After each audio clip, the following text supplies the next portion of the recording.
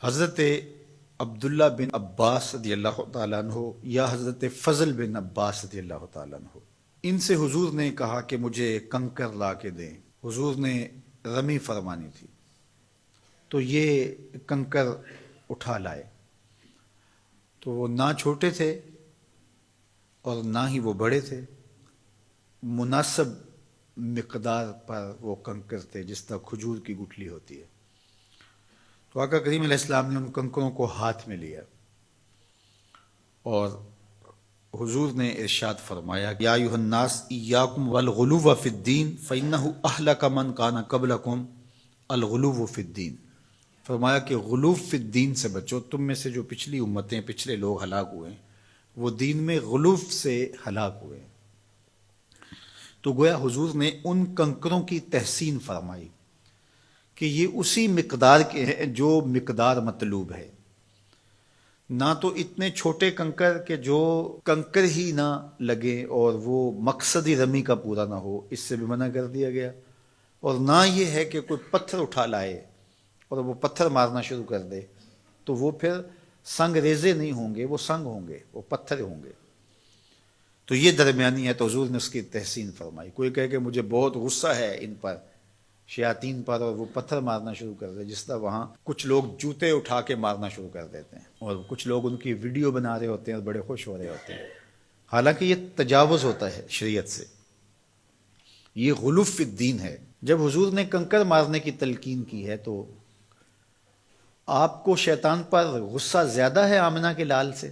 وہاں شیطان بیٹھا ہوا تھوڑا ہے، وہ تو ایک علامت ہے اور ایک نفرت کو پیدا کرنے کے لیے کہ تمہیں شیطان اور شیطانی قوتوں سے نفرت ہو۔ تو اب کوئی کہے نہیں میں 7 کی بجائے 8 ماروں گا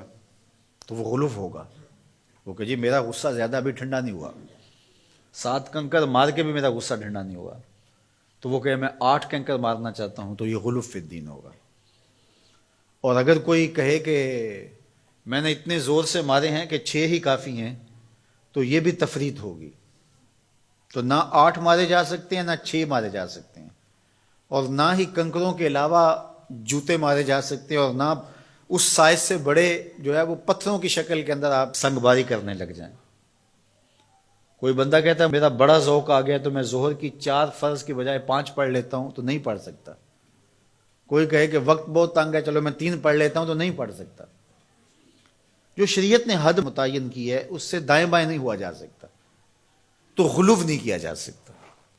غلو فی الدین ہلاکت کا سبب ہے، اور پچھلی امتیں غلو کی وجہ سے ہلاک ہوئی ہیں۔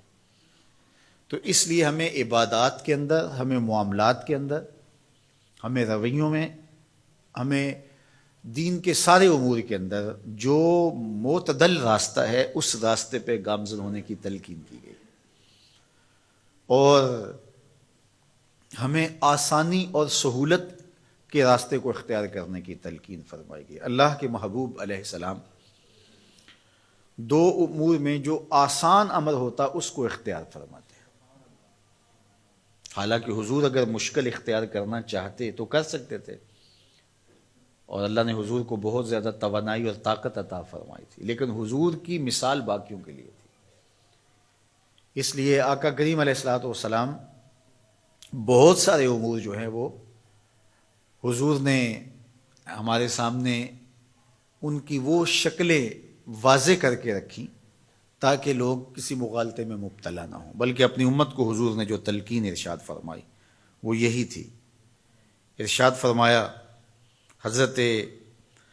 انس رضی اللہ تعالی عنہ سے یہ روایت مروی ہے، ان النبی صلی اللہ علیہ وآلہ وسلم قال یسروا ولا تعسروا، فرمایا آسانیاں پیدا کرو، سہولتیں پیدا کرو، مشکل نہ بناؤ۔